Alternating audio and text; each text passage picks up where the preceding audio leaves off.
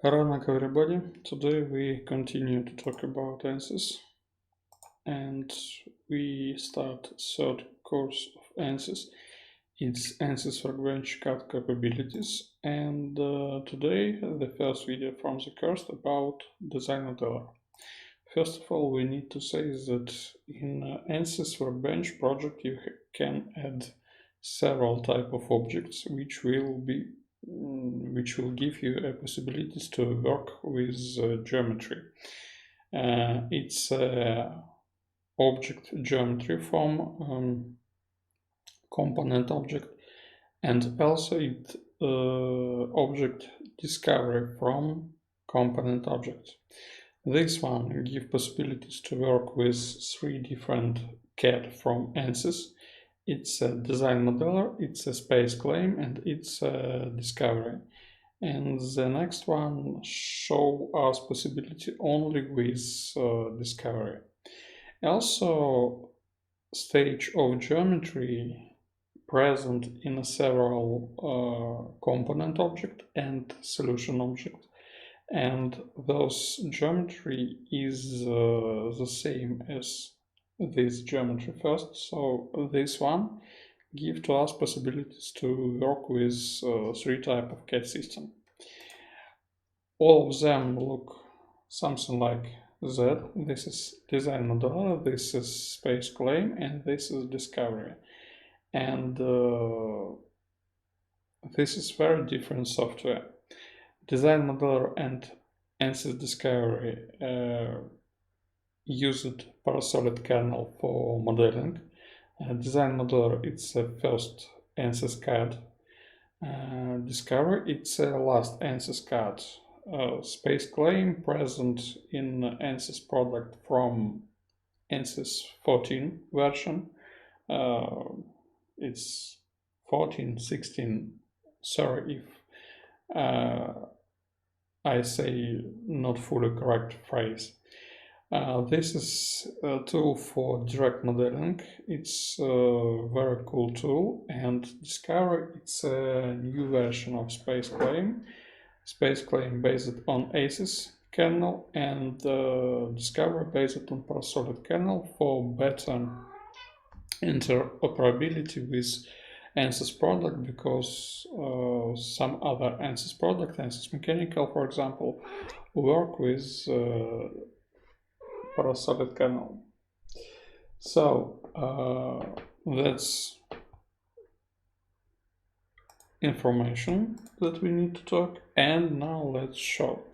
So here it is our component system. This is our point geometry, and this is our point discovery. Double click to add someone, and also for example static structural overload. Okay, so right mouse click and you will see three type of CAD from Ansys: Discovery, SpaceClaim, and Design Modeler. I change default settings because for most Ansys version SpaceClaim used by default, but I have some problems with SpaceClaim on my computer, so I set Discovery as default. Also, you can see here that we can only work with Discovery, and also in both of them we have import geometry, and when we import this geometry, all editing that we will do on one of this product, here in Discovery and here in one of this product. So today we talk about Design Modeler. I start Design Modeler. I am not an expert in Ansys CAD. I am not an expert in Design Modeler, but something I will show. So this is Design Modeler, and it look like this. This is triad, which show orientation of our model. This is scale, rulers that show scale of model. It's very important. And this is the main operation that you can use for creating geometry, and all other objects present here on a crate, on a concept, and on a tool. There are a lot of different tools.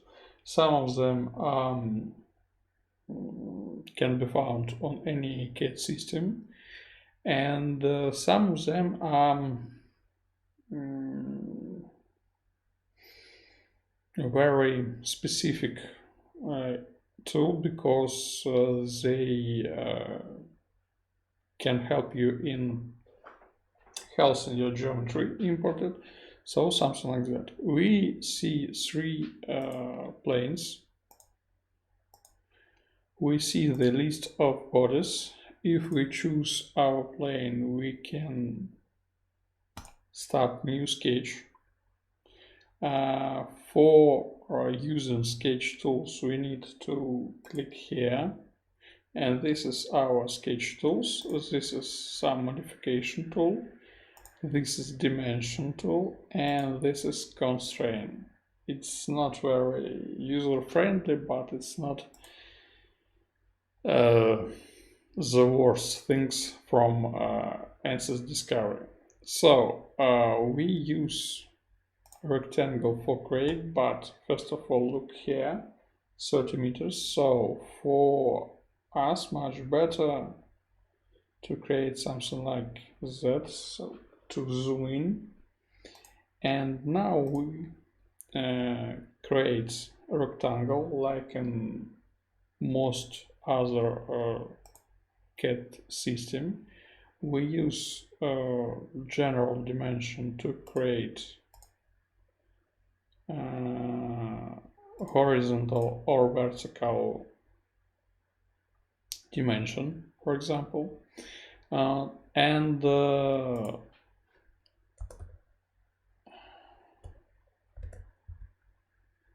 sorry,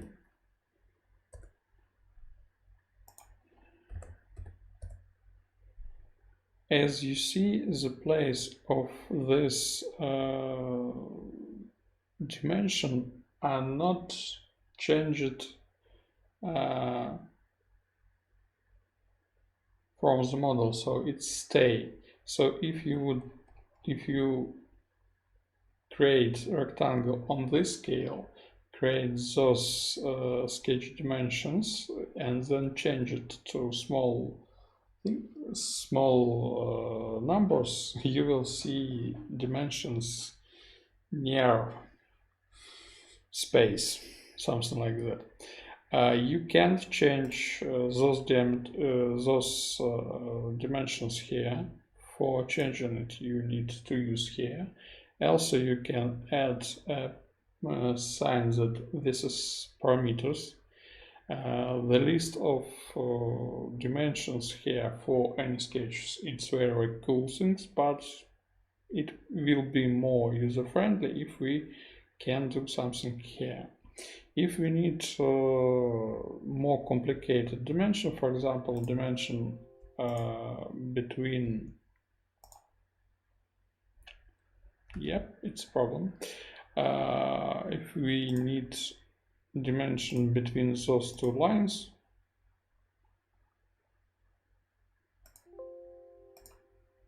we need to change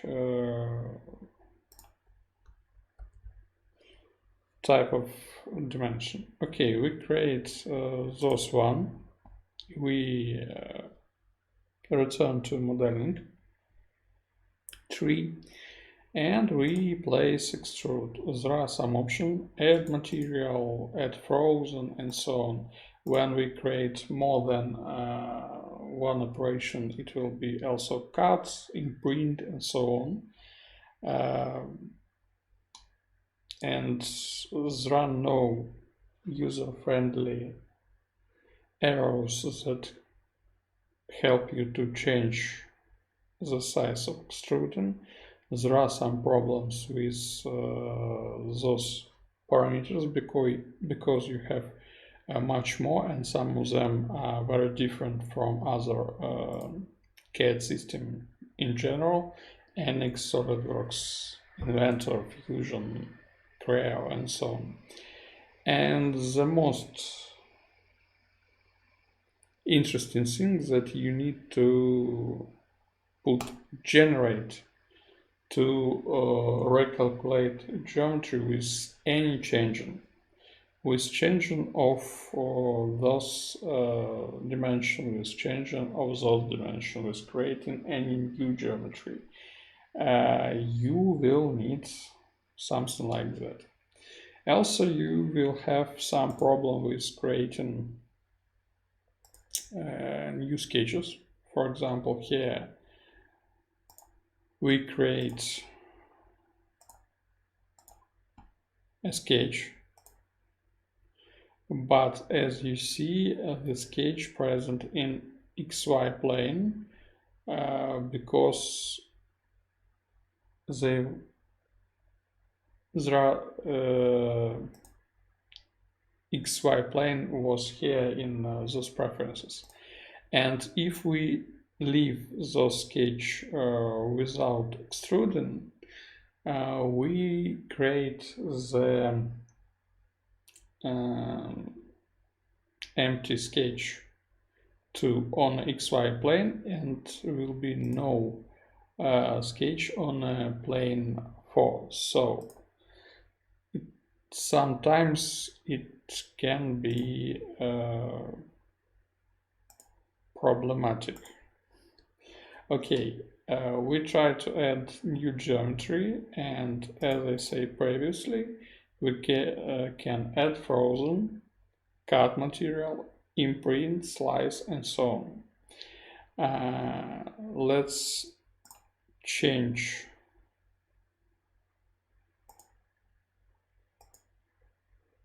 reverse, for example, and let's do what it do with different cases. Okay, generate. Now it add materials, so we have only one part. If we change here option from add material to add frozen, it will give the second body. It's called frozen, and it will be something like that. If we change from add frozen to cut material, we'll cut. It's very simple. If we create imprint, we doesn't see any new body, but we see that we have imprinting here. This one face and all others divided with those new object. And also we can slice material, generate, and we also has now two different bodies, but as you see it's sliced. Okay, something like that, and you can do a lot of different things, believe me, but it's like an CAD in mid of 19th or some very strange product in early 2000. You can add blend, chamfer, you can add slice, you can create variable, reduce blend, you can do pattern, you can move and translate and mirror in any body, you can do a Boolean operation. You can delete some objects and so on. You can create any type of primitives. It's also not very user-friendly. For example, here box, and we can create it with two corners, with corners and size, with one corner and size of diagonals. So it's very interesting product, but it gives possibilities to create geometry, it gives possibility to create parametric geometry, so it can be very useful. Also, it helps you to create lines from bodies, from sketches, lines and surface, and those lines and surface you can use to create a beam model with different type of beam section, and to create a shell or plate object. And also you have a lot of different tools for helping your input in geometry, for example, for deleting some holes, for creating mid surfaces from complex object, deleting small problems with the model, and so on. So it's a very, very powerful tool that are not user-friendly, but it can be used for editing geometry, for creating simple geometry, and so on. And also it can write and import script, and in this reason you can use you can use DesignModeler for automating design process of some things. For example, in DesignModeler, CFX blade GAN product create very complex geometry of rotary turbo machines. So it can be very powerful, but it's old. It works like old CAD. But if you know